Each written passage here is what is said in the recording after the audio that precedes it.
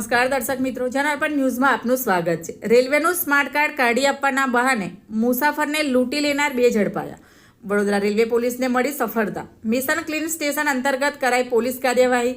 ગત મહિનાનો બનાવ। વડોદરાના છાણી છાયાપુરી રેલવે સ્ટેશનની ઘટના। મુસાફરને ચપ્પુ બતાવી મોબાઈલ સહિતના મુદ્દામાલની કરી હતી લૂંટ। 1 મહિનાથી હતા પોલીસ પકડથી દૂર। વધુ એક ગુનાને અંજામ આપવાની ફિરાકમાં હતા ત્યારે જ પોલીસે બંનેને બાતમીના આધારે ઝડપી લીધા। રેલવે સ્ટેશન પર જ લૂંટની બની હતી ઘટના। વડોદરા રેલવે પોલીસે આ મામલે સોનુ શર્મા અને નિર્મલ કાઠિયાવાડીની ધરપકડ કરી।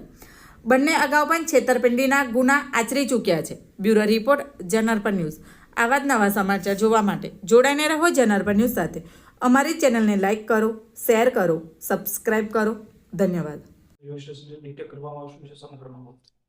ગયા મહિના છાયાપુરી રેલવે સ્ટેશનના પ્લેટફોર્મ નંબર 2 ઉપર રાતના સમયે લૂંટનો બનાવ બનેલો હતો।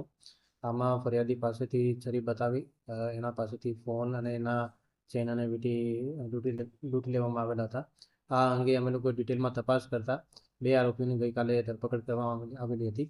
આમાં એક આરોપી સોનુ ઉર્ફે નઝરુલ શેખ કરીને છે, જે મૂળ વેસ્ટ બંગાળનો નિવાસી છે અને અત્યારે અમદાવાદ ખાતે રહે છે। બીજો નિર્મલ કાઠિયાવાડી કરીને છે, જે મૂળ રાજકોટના નિવાસી છે।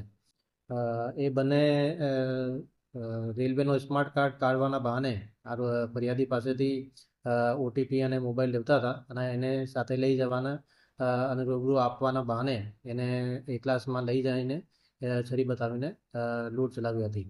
તો આ રીતે જે પકડાયેલા આરોપી છે એના ઉપર જૂના પણ ગુનાઓ છેતરપિંડીના દાખલ છે।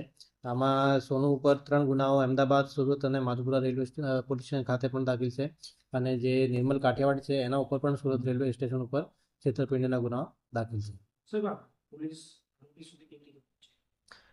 અમે વોચમાં હતા સૌથી પહેલાં અને કન્ટિન્યુ અમને માહિતી મળતી હતી અને એ લોકો બીજું કોઈ લૂંટ ચલાવવાના બહાને રેલવે સ્ટેશન ઉપર આવેલા હતા।